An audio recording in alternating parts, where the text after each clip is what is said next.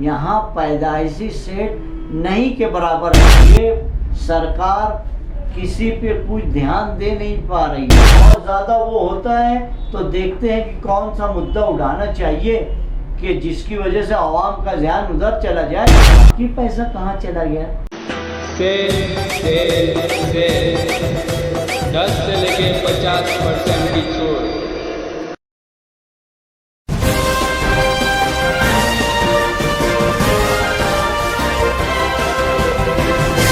मानव समाचार, मानवता के हक में। आप देख रहे हैं मानव समाचार। मैं हूं अहमद हबीब दुलार। आज हमारे स्टूडियो में एक ऐसे खास मेहमान मौजूद हैं जो तालुका पावर लूम संघर्ष समिति के सदस्य हैं और साथ ही साथ बुनकर एसोसिएशन के भी सदस्य हैं। जी हाँ, हम बात कर रहे हैं आली जनाब यूसुफ इलियास साहब की। यूसुफ इलियास साहब का मानव समाचार में हम बहुत बहुत इस्तकबाल करते हैं। शुक्रिया। जैसा कि आवाम जानती है, काफ़ी दिनों से मालेगांव की जो पावर लूम सनत बंद चल रही है, उस पर से मज़दूरों के भी हालात ख़राब हैं और बुनकरों के भी हालात ख़राब हैं। ऐसे में सरकार ने क्या पॉलिसी इख्तियार की है बुनकरों को लेकर के, हम जानते हैं यूसुफ इलियास साहब से। पिछले साल लॉकडाउन लगा, तब से लेके आज तक का बुनकर जो है मकरूज हो रहा है, मज़दूर भी परेशान हैं क्योंकि सरकार ने कोई ऐसी पॉलिसी नहीं बनाई जिसकी वजह से पावर लूम सनत को तौक़ियत मिले या फिर पनपे। क्योंकि लास्ट ईयर ऐसा करी सरकार ने, जो यार हमको 900 रुपये से लेके 1000 रुपये किलो तक का 30 नंबर मिलता था, उन्होंने एक्सपोर्ट पॉलिसी बदली। एक्साइज ड्यूटी और एक्सपोर्ट ड्यूटी और जीएसटी में कुछ कमी की, जिसकी वजह से बांग्लादेश जो यार्न गया, मिल स्पिनिंग मिल वालों को फ़ायदा हुआ। वो यहाँ से तकरीबन 200 रुपया किलो, 200 रुपया बंडल, यानी 50 रुपये के किलो तक का यार्नों का भाव बढ़ा दिया। और पूरे हिंदुस्तान में लॉकडाउन की वजह से न शादियाँ हो सकी, न कोई त्यौहार मनाया जा सका, जिसकी वजह से कपड़े की मांग बढ़ी नहीं। और अचानक 5 रुपया मीटर कपड़ा अगर बढ़ जावे तो कोई ऐसा लेता नहीं है। पहले से लोग परेशान हैं और पूरा कपड़ा मालेगांव शहर का हो चाहे चलगंजी, भिवंडी, हर सेंटर का कपड़ा इंडिया का वो रखा रह गया। बांग्लादेश को सस्ता सूद दिए, वहाँ सस्ता बिजली है, सस्ते जो है मजदूर है, लेबर है, और वहीं से सस्ता कपड़ा। मतलब हमारी जो बातचीत हुई है 3 हफ्ता पहले कलकत्ता मंडी के व्यापारियों से कि पापलिन का कपड़ा बांग्लादेश से 5 रुपया मीटर सस्ता आ रहा है, जबकि आज हमारा बुनकर भाई कम से कम 1 रुपया और ज़्यादा से ज़्यादा 2 रुपया मीटर का घाटा खा रहा है। वो लॉस में है, इसलिए 3 दिन चला रहा है। 3 दिन में मजदूर का चूल्हा जल जाए, बस ये सोचकर वो चला रहा है। और धीरे धीरे हर बुनकर जितना भी पैसा लगाया हुआ है वो मकरूज हो चुका है। एक व्यापारी चलकरंजी का आत्महत्या किया हुआ है, एक रियल चॉइस का गिरना पुल से कूदकर वो आत्महत्या कर लिया। यही हालात अगर बनते रहे, हमने सरकार को कई मर्तबा लिखा कि आप कोई ऐसी पॉलिसी बनावे कि कपड़ा एक्सपोर्ट होए तो स्पिनिंग मिल भी चलेगी, किसान की कपास भी बिकेगी और पावर लूम भी चलेगा। जो इनके पॉलिसी के हिसाब से एक पावर लूम 2.5 लोगों को रोज़गार देता है, तो रोज़गार भी लोगों को मिलेगा। सरकार से हमें कोई ऐसी चीज़ नहीं मिलती जिसकी वजह से हम स्कीम का फ़ायदा उठाएं। बस महाराष्ट्र गवर्नमेंट की तरफ से पावर में सब्सिडी मिलती है, वो एक बात है। नहीं तो सरकार आप देखिए 50, 60, 70 साल में देखिए आप, क्या मालेगांव शहर को कोई ऐसा टेक्सटाइल पार्क मिला? स्पिनिंग मिल जो बंद है उसको चालू करने की कोशिश की गई, या फिर प्रोसेस की स्कीम लाया गया। मालेगांव के इस हिस्से में साइना सेंटर और इस तरफ जहां पर 67% स्लम एरिया मजदूर एरिया है और 40 गांव फाड़े पर इंडस्ट्रियल का प्लाट कम किया गया और अजंग वड़ेल की तरफ ज़्यादा प्लाट इंडस्ट्रियल का किया गया है। ना उधर मजदूर रहते हैं ना कोई और चीज़ रहती है, जिसकी वजह से पॉलिसी का फ़र्क दिखता है कि यार तुम या सरकार की पॉलिसी क्या है कि जिस तरफ लेबर लोग हैं उस तरफ भी कोई इंडस्ट्री नहीं है और जिस तरफ लेबर नहीं है। पहले तो आज तक MIDC बना ही नहीं गया, अब जो बना है तो मालेगांव शहर के लोग उस तरफ जा रहे हैं, मगर जो नए लोग जाना चाहते हैं, नई इंडस्ट्री लगाना चाहते हैं सेफ हिस्से में कि उनको कोई किस्म की तकलीफ ना हो, हालात देश के बिगड़े या शहर के बिगड़े तो उनकी जान और माल की हिफाजत रहे। इसलिए यहाँ का बुनकर हो या कोई दूसरे कारोबार करने वाला हो, वो अपने आप की सेफ्टी देख के ही कारोबार करता है। जैसा कि काफ़ी दिनों से बुनकरों और मजदूरों के दरमियान तनाज़ा चल रहा था, बंद होने की सूरत में हम जानना चाहेंगे यूसुफ इलियास से। देखिए, ये शहर कहीं पर भी कुछ भी हो, चाहे मालेगांव शहर में हो या फिर और कहीं हिंदुस्तान में कहीं पर भी हो, गरज के फ़लस्तीन में ज़्यादा जुल्म हो तो यहाँ पर लोग दौड़ पड़ते हैं मदद करने के लिए, रिलीफ पहुँचाने के लिए। लॉकडाउन 3.5 महीना पिछले साल लगा। हम बोलते रहे कलेक्टर साहब को, SP साहब से, जिला SP, जितने भी लीडरन आए कि हम रमज़ान महीने का जो हम मदारिस में देते हैं वो हम हमारे भाइयों को दे देंगे। इस साल हम पौती नहीं फाड़ेंगे, किसी सफ़ीर को नहीं देंगे, मगर हमारे शहर के मजदूर भाइयों को और गरीब लोगों को हर हिस्से में, हर जगह आपकी भी जितनी ताकत होगी उतना 2 लोग की मदद करने की आप किए। 3.5 महीना इस शहर को संभाला गया, मजदूर एरिए को, गरीबों को। तो क्या हम हमारे भाइयों के लिए ये सोचेंगे कि भाई हम लूम बंद कर दें और खोटी नहीं देंगे? ये बिल्कुल गलत बात है। हम हर वक्त तो ये कोशिश करते हैं कि मजदूर का पेट भी चले, लोगों का भी चले और बुनकर का भी चले, क्योंकि यहाँ का बुनकर कोई ना कोई वक्त पहले मजदूर था, उसके बाद वो कारखानेदार बनाए। यहाँ पैदाइशी सेठ नहीं के बराबर है। जितने भी लोग हैं, मेरे दादा हुसैन सेठ जिनको बोला जाता है, वो भी पाँव में कपड़ा बांधकर हल जोतते थे, तब वो जाकर इतनी आगे आए थे।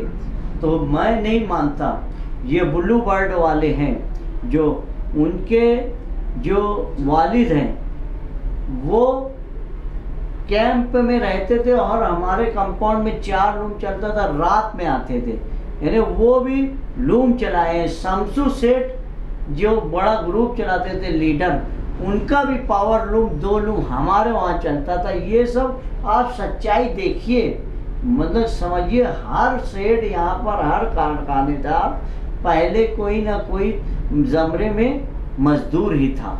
यहाँ पैदाशी सेठ के, यहाँ गरीबों का दर्द सेठ समझता है। इसलिए अल्हम्दुलिल्लाह हमारे शहर में सेठ मजदूर का झगड़ा कोई अगर चाहता भी होता हो तो नहीं होता है, क्योंकि हमारे पहली सोच ये रहती है कि 3 दिन कारखाना चला के मजदूर का हो जावे तो चलाओ। आज 2 रुपया मीटर पे भी हम 3 दिन चला रहे हैं सिर्फ मजदूर के लिए। इसमें बहुत सारे कारखानेदार मकरूज हो के बंद हो गए। आज मास्टर वीवरों की भीम बंद कर दे रहा है, वहाँ का मजदूर बेरोजगार हो रहा है। तो हम इसके लिए शहर का प्रोडक्शन कंट्रोल के नाम पे सरकार की गलत पॉलिसियों की वजह से हम बेमुद्दत बंद का ऐलान किए, 8 दिन बंद किए। उसके बाद हमने सोचा कि बहुत ज़्यादा किसी को दबाव नहीं आना चाहिए, कोई झगड़ा पैदा नहीं होना चाहिए, इसलिए 2-3 दिन हम कारखाना चालू करा दिए। हमें आज भी घाटा है।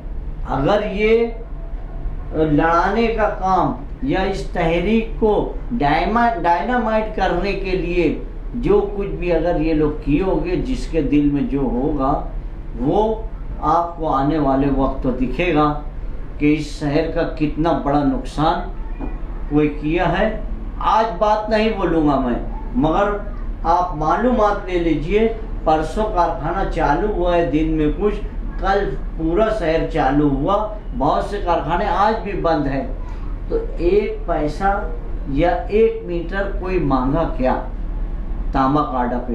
सूद जो कम होना चाहिए 10-10 रुपये किलो बढ़ गया, यानी हम 2 रुपया अगर घाटे में थे तो 2 रुपया 25 पैसा घाटे में आ गए। ये रिजल्ट आया है। ये सरकार की पॉलिसी गलत है। अगर सरकार सही मानों में सोचती है, स्टेट गवर्नमेंट या मोदी सरकार के भाई रोजगार देने वाले जो सनत है वो पावर लूम है, किसानों के बाद सबसे ज़्यादा रोजगार देने वाली, तो उसकी तरफ देख नहीं रहे, तिरछी नज़र है। 7 महीना हो गया किसान की बात नहीं सुने, तो हमारी कौन बात सुनेगा यार? किसान तो अन्नदाता है, वो 7 महीनों से बैठे हुए, उनसे नहीं, उनकी नहीं सुधर, हम तो उनके आगे कुछ भी नहीं है। फिर भी खैर, अल्लाह ताला रिस्क भेजा है हमारे को, अल्लाह ताला ने दिमाग दिया है। हम इस शहर की पूरी तंजीमों को इकट्ठा करते हैं, उनसे बात करते हैं, फिर बड़े ग्रुप वालों से बात करते हैं, उसके बाद कोई डिसीजन लेते हैं। कोई ये समझता होगा कि यूसुफ इलियास जब आता है पावर लूम बंद करा देता है, तो ऐसी बात नहीं है। ये लॉकडाउन के बाद मैं समझता हूँ तीसरा बंद है हमारा। इतनी खराब पोजीशन है कि मैं आपको बता नहीं सकता। 1 महीना रमज़ानुल मुबारक का महीना हो या रमज़ान के बाद ये 1-1.5 महीना हो गया, 3-3 दिन चल रहा है। कोई शनिचर इतवार पीर चलाता है, कोई मंगल बुध जुमरात चलाता है। हमने कहा कि इत्तेहाद के साथ किया गया और इसका फ़ायदा हुआ। हमने बेमुद्दत बंद का ऐलान किया तो मुफ्ती इस्माइल साहब ने देवबंद से फ़ोन किया, असलम शेख जो टेक्सटाइल मिनिस्टर है महाराष्ट्र का, इससे पहले हमने कई मरतबा रशीद ताहिर मोमिन को फ़ोन किया कि यार उनसे बात कीजिए, जो ये ऑनलाइन रजिस्ट्रेशन सब्सिडी की बात कर रहे हैं, ये मालेगांव का बुनकर बढ़ ही नहीं सकता, क्योंकि दादा के नाम पे प्लाट है तो बाप के नाम पे मीटर है और पोता चला रहा है, और उसके बाद उसमें 4 भाई की खेती है, इसलिए हमें बहुत दिक्कत है, नहीं टाइम दिए। मगर बेमुद्दत बंद का ऐलान हुआ। मुफ्ती इस्माइल साहब को बोले आप आ जाइए कल, यानी आज टाइम दिया, दूसरे दिन दोपहर 1 बजे का दे दिया। हमारे बिरादरान वतन के लोग जो इंडस्ट्रियल है, दयाने इंडस्ट्रियल में है, KD महाजन और समाधान वगैरह ने दादा मुझसे जब बात कर ली कि हालात बहुत ख़राब है, बेमुद्दत हमने बंद का ऐलान किया है, तो टेक्सटाइल मिनिस्टर ने टाइम दिया है, तो वो बोले ठीक है मैं भी आऊँगा। पहले हमने मुफ्ती इस्माइल साहब से बात किया, साथ में गए, तो हमको बात करने का तरीका दूसरा था। दादा भूसे आए तो उनके साथ मिनिस्टर हैं, सरकार में हैं, चीफ मिनिस्टर उनका है, तो असलम शेख साहब का बात करने का तरीका और अच्छा हो गया। बोले मैं अभी कर दूंगा, आप लेकर आ दीजिए। और हमको 23 तारीख को हम गए थे, मंगल के दिन मुलाकात हुई, 28 तारीख को मीटिंग भी लग गई DDR में। हमारे 2 बंदे एडवोकेट मुजीब मोमिन साहब और शब्बीर डेग वाले, और उनके साथ हमारे 2 साथी गए। बताने का मतलब ये है कि हमने बेमुद्दत बंद का ऐलान किया तो स्टेट गवर्नमेंट ने फ़ौरन काम किया। हमारे पास कल उसका नमूना भी आ गया कि आपको कैसे करना है। अरे यही बात पहले कर देते तो हम तो आगे की लड़ाई लड़ते ना। मोदी सरकार, स्मृति ईरानी साहिबा 14-15 में मेरे ख्याल में मुलाकात हुई, आज तक कोई टाइम नहीं दे रही है। वो क्या सुने तो सही क्या करना चाहिए। कल आप देखिए आने वाला वक्त तो भुखमरी का शिकार मालेगांव शहर का बुनकर का मजदूर होगा, बुनकर के घर भी। आज मैं बताता हूँ, एक वाकया ऐसा है कि एक बहुत ज़ईफ़ आदमी और उसके साथ एक लड़का था, बोले हम 2 लोग एक कारखाने में चलाते हैं, वो सेठ मिल नहीं रहे, पगार भी नहीं दिए।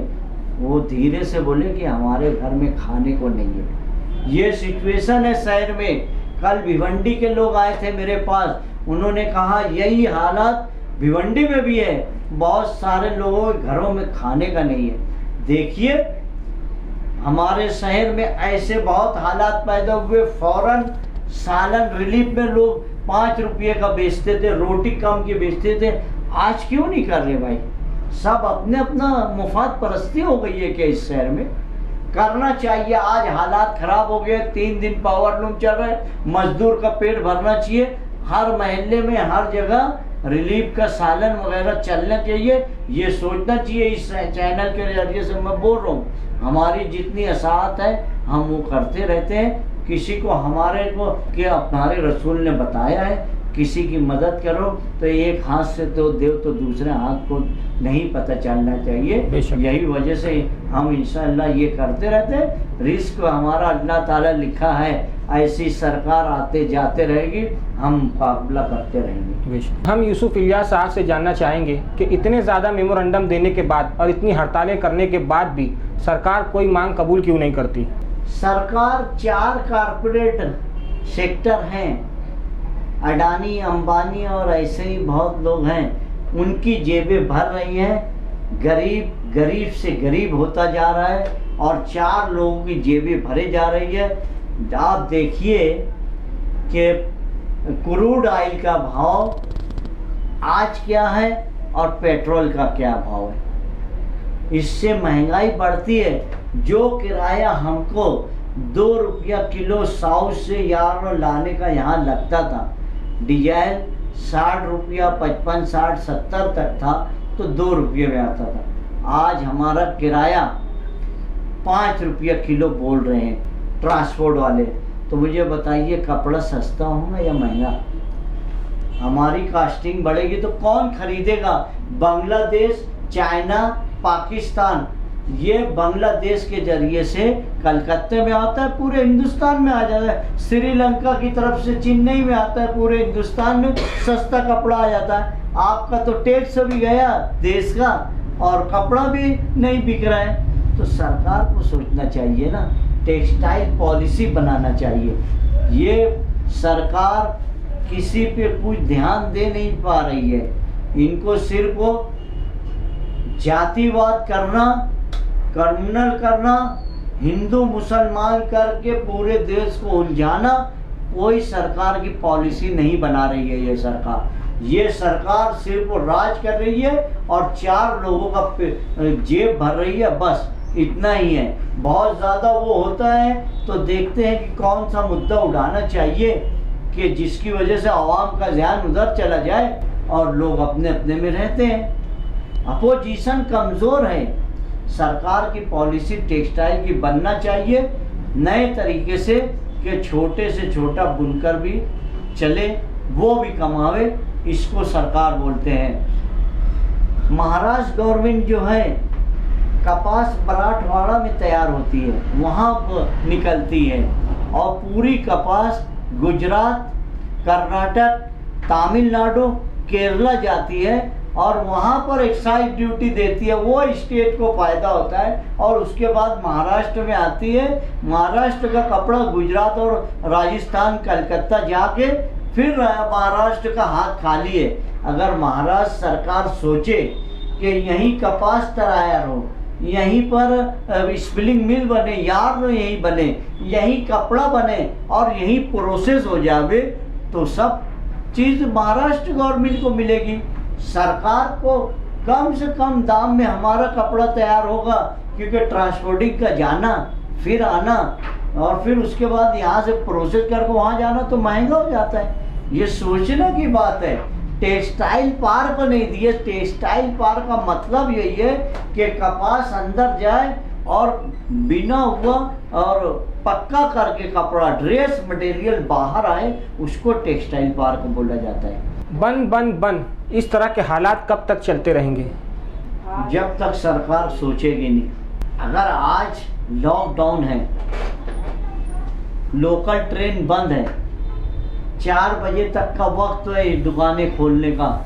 मुंबई में 200 100 किलोमीटर से दूर से लोग आते हैं काम करने वाले लोकल ट्रेन से। लोकल बंद है, उसकी तो उतनी पगार नहीं है कि प्राइवेट कार करके जाएगा और काम करके वापस आएगा। जब तक ये सब नहीं सुधरेगा, लॉकडाउन खत्म नहीं होगा, तब तक यही हालात है। इससे ज़्यादा हालात खराब हो सकते हैं। हमारा अंदाज़ा यही है। 1 साल अचानक लॉकडाउन लगा तो लोगों के पास पैसा था साल भर का, ये तो उसके बाद 1 साल तक का लोगों के पास जेब खाली हो गई है। कुछ लोगों का लूम बिक गया है, कुछ की प्रॉपर्टी लिखा दी गई है। मकरूज होने के बाद जो है सूत वालों को प्रॉपर्टी लिख दी, कारखाना लिख दिया गया है, वो दूसरी मजदूरी की भीम ला के चलाने लगा है। तो क्या वो एक दिन ख़त्म हो जाएगा? सड़कों पर आएगा, आवाम सड़क पर बैठ जाएगी। हमने लिखा था 7 जून को कि मजदूरों की हमने कारोबार बंद कर दिया है, आप मजदूरों को दें। तो अक्टूबर तक का मोदी सरकार ने हमको लेटर वापस दिया कि अक्टूबर तक मजदूरों को फ्री अनाज दिया जाए। अनाज फ्री दे रहे भाई, उनको मिर्च मसाला दवा खाना चाहिए कि नहीं चाहिए हैं? वो सब देखना चाहिए ना। बिल्कुल। कल मैं रवीश कुमार का बयान सुना, वो बता रहे थे कि हिंदुस्तान में गरीब लोग ज़्यादा हो गए लॉकडाउन की वजह से, और अमेरिका जहाँ पर भी वहाँ पर भी लॉकडाउन लगा, मगर वहाँ की सरकार ने एक एक आदमी के अकाउंट में $6,000 $6,000 लॉकडाउन के टाइम दिया। तो वहाँ पर जीडीपी ऊपर हुई और गरीबों की तादाद कम हुई, अमीर ज़्यादा हो गए। ये पॉलिसी है वहाँ अमेरिका की। यहाँ पर तो पैसा निकला है 135 करोड़ या 1,3500 करोड़ रुपया।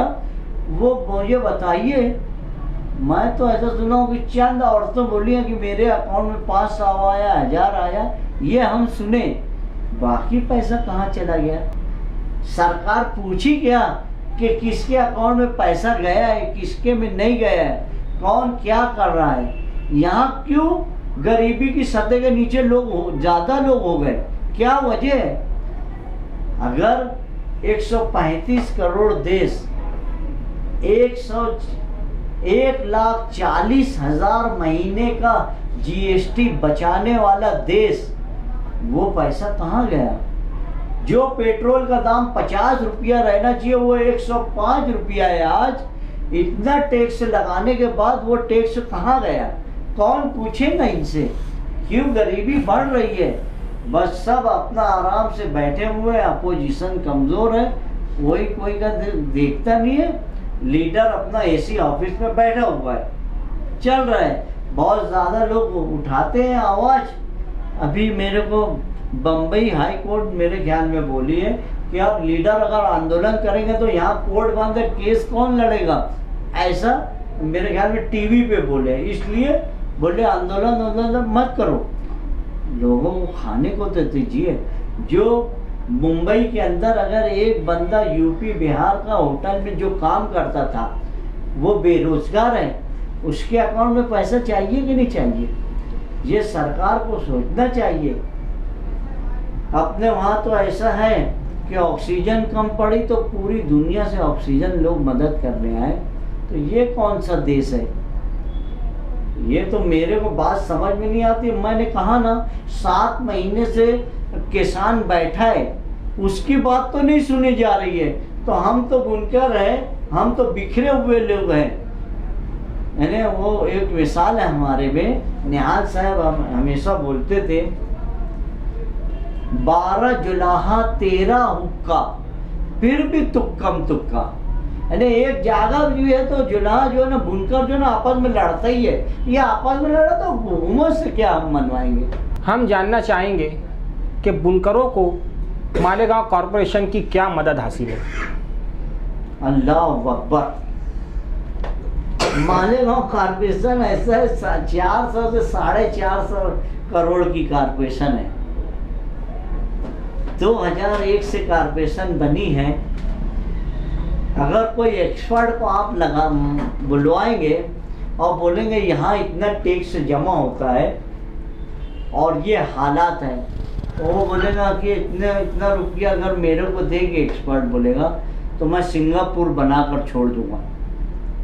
यानी वो खुद का आज देखो सब कर्मचारी जो है सफाई के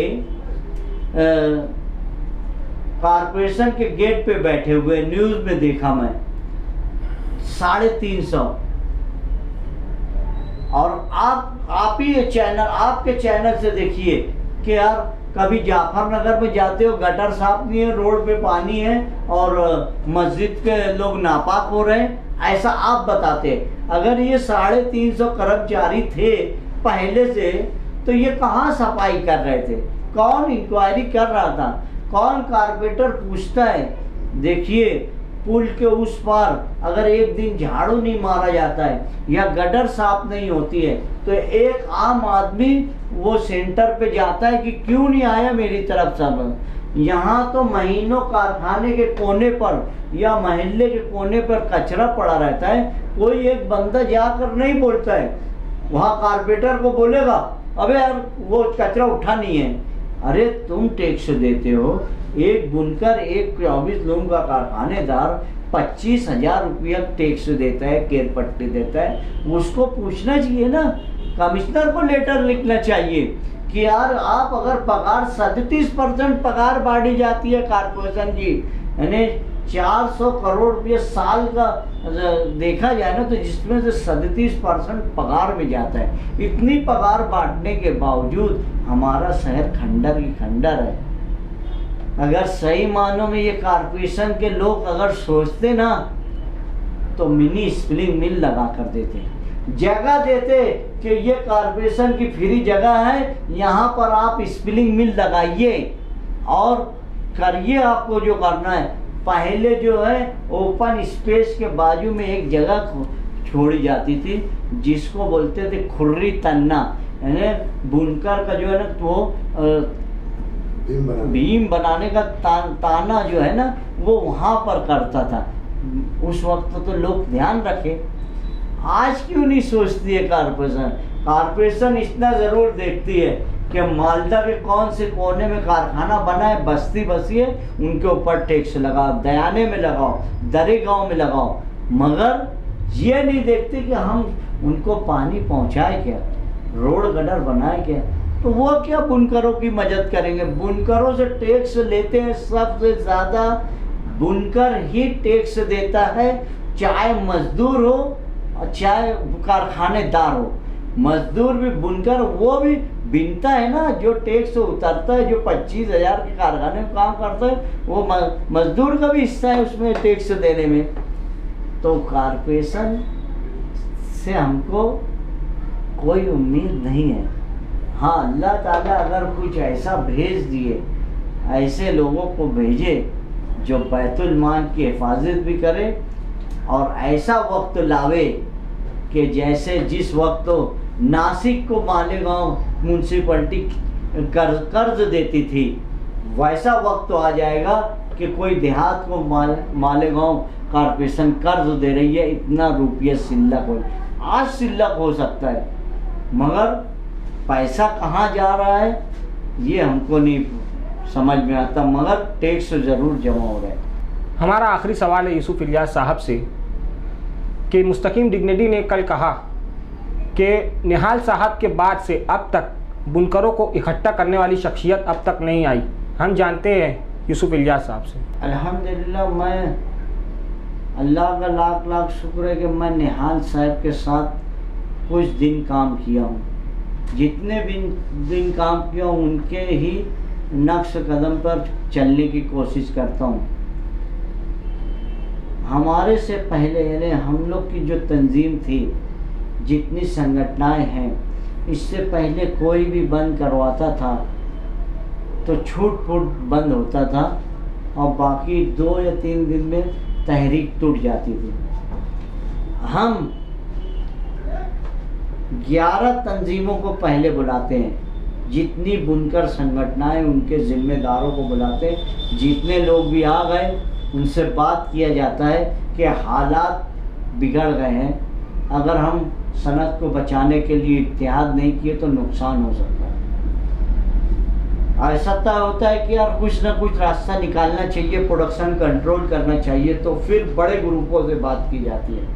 हर संगठन के जिम्मेदारों को दिया जाता है, उनको एरिया, उनको जिम्मेदारी दी जाती है कि आप इस हिस्से के बुनकरों से बात करो, क्या कोई हम इत्तेहाद करके फैसला करेंगे तो उस पर आप लोग रहेंगे क्या। उसके बाद एक बड़ी मीटिंग ली जाती है, उसमें लोगों की राय ली जाती है। तो ऐसे ही नहीं बंद हो जाता। ये हमारा 5वां छठा बंद है कि हमारी अल्हम्दुलिल्लाह हमारी सब तंजीमों के इकट्ठा होने की वजह से इस शहर का अभी 7 दिन बंद हुआ है। 0.1% कुछ लोग ऐसे हैं जो सनत को नुकसान देना चाहते हैं, जो मुफाद परस्त हैं, जो कौम के साथ गद्दारी करते हैं, वही लोग चालू रखते हैं। बाकी सब लोग को किसी को क्वालिटी में बचता भी रहता है पैसा ना, तो वो भी बोलता है ठीक है मैं शहर की सनत के लिए मेरा बंद रखूँगा। हम बड़े से बड़े कारखानेदार ग्रुप वालों के पास भी जाते हैं और छोटे से छोटे बुनकर से भी मशवरा करते हैं। अगर वो इंतसार की बात की है तो हमारे अंदर इंतसार नहीं है। अगर इंतसार होता तो ये जो बंद कामयाब हुआ है वो नाकामयाब नहीं होता। हम मंगल से चालू करने का तय कर दिए थे, मगर उस वक्त जो था वक्त ऐलान किए थे, वो बोले सुबह देखेंगे, इसलिए हम दोपहर में बैठ के जिम्मेदार और ये तहरीक को रोके, क्योंकि हमारे पास वो कागज़ आ गया था ऑनलाइन का और हमको अभी ऊपर से कोई ऐसा दिखता नहीं था कि सेंट्रल गवर्नमेंट को भी ताकत बताना चाहिए। हम इच्चल करंजी भी बात किए। मैं 2 मरतबा तकरीर में बोला था कि हम उलमाए किराम और सियासी पार्टियों को जमा करेंगे और इस शहर में एक दिन पावर लूम बंद करके निहाल साहब ने जैसा 2013 में आगरा रोड बंद करवाया था, जिसका कन्वेनर मैं ही था उस वक्त भी, वैसा हम सोचे थे। मगर 7 दिन हो गया था, हालात कुछ और बन रहे थे, इसलिए हमने बंद को वापस लिया। इंतसार नहीं है, ये हमारे बुनकरों में इत्तेहाद करके ये फैसला लिया गया। बहुत सारे कारखानेदार आज भी बंद रखे हुए हैं। इससे पहले 2 महीना पहले से भी अपने अपने तौर से लोग 3-3 दिन चला रहे हैं। बहरहाल इंतसार नहीं है, कोई अगर बोलता है तो वो उनकी समझ होगी। बहरहाल हमारे तौर से तो हमको आज लगेगा कि मुस्तकीम डिग्नेरी से बात करना चाहिए, आज लगेगा कि शेख आसिफ से बात करना चाहिए, मुफ्ती मोहम्मद इस्माइल कासमी से बात करना चाहिए, दादा भुसे से बात करना चाहिए। हम सनत के लिए किसी के भी दरवाजे चले जाते हैं। असदुद्दीन अवैसी साहब इससे पहले हमारा ही लेटर जो है पार्लियामेंट के अंदर मेरा लेटर पेड दिखता है, वो लेकर बात कर रहे थे। तो हम तो ये थोड़ी देखें कि शिवसेना बीजेपी क्या है, असदुद्दीन MIM क्या है, ये नहीं देखे। सनत का काम होना चाहिए, ये देख कर किए। हम आज वक्तिया तौर से किसी तुम्हारी और मेरी बहस हो जाए, काम के लिए बहस होना चाहिए, दूरी के लिए बहस नहीं की जाती है। बात की जाती है कि ये एक पॉइंट हमारा गलत जा रहा है तो उस पर बहस तो होंगी ना भाई। मेरी समझ अलग है, तुम्हारी समझ अलग है, वो तो हम बात करेंगे ना। कोई भी अगर ये सोचेगा कि यार ये जब आते हैं बुनकर इत्तेहाद करके बंद कर देता है और हमको पूछता नहीं है, तो वो उसका सोचे। हमको जब अच्छा लगेगा तब हम इत्तेहाद करेंगे। अगर हम ये सोच के घर बैठ जाएंगे और दूसरे लोग को हमारे अंदर इंतसार पाड़ने का मौका देंगे, तो ये इंशाल्लाह मेरे वक्त तक तो नहीं हो पाएगा। हमारे अंदर इंतशार अगर फैलाया जाएगा तो हम उसका इकट्ठा होकर उसको भी बात करेंगे, क्यों इंतशार फैला रहा है भाई, क्यों हमारे अंदर दूरी पैदा कर रहा है। बहरहाल निहाल साहब का नैमुल बदल कोई नहीं ला सकता, सच बात है। वो ज़मीनी लीडर थे, वो गरीबों के मसीहा थे, गरीबों के लिए ज़िंदगी भर काम किए। यहाँ तो एक कारपेंटर अपना देखता है कि तो हवा में रहता है, वो तो मिंबर को बहुत डांटते थे कि मिंबरी क्या मिल गई, बहुत बड़ा काम हो गया, काम करो, गरीबों का काम करो, और हर चीज़ की अपोजिशन करते थे। गलत हो तो उसके खिलाफ सड़क पर आ जाते थे। ये बात सच है, मैं वो रास्ते पे नहीं जा पा रहा हूँ, मैं उनके जैसा नहीं कर पा रहा हूँ, क्योंकि वो जब दस्तखत करते थे कहीं पर तो उनसे पूछते कि आपका धंधा व्यापार क्या है, तो वो लिखते थे सियासत है। यानी उनका काम, मेरा बोले धंधा ही है ये सियासत, मैं यही काम करता हूँ। तो हम तो काम करते हैं, उसके बाद हमारा वक्त तो निकाल के सियासत करते हैं, फिर मसाजिद मदारिस का काम करते हैं, समाजी काम करते हैं, पंचायत करते हैं, हर मुमकिन कोशिश करते हैं कि शहर का अच्छा होना चाहिए। मैं अल्लाह से दुआ करता हूँ कि निहाल साहब सभी कोई लीडर भेज देवे ताकि हम लोग को भी आसानी हो, सभी लोग को भी सबक सिखाए। यूसुफ इलियास साहब, आप हमारे स्टूडियो में तशरीफ़ लाए, हमसे गुफ्तगू की, इंटरव्यू दिया, इसके लिए बहुत बहुत शुक्रिया। शुक्रिया, आप लोगों ने मुझे बुलाया, इस काबिल समझा, आपका बहुत बहुत शुक्रिया। देखते रहिए मानव समाचार, लाइक करें, शेयर करें और सब्सक्राइब करना ना भूलें। और हाँ, हमारा चैनल मानव समाचार टीवी पर भी अवेलेबल है। मानव समाचार देखने के लिए अपने केबल ऑपरेटर से ज़रूर रब्ता करें। जय हिंद।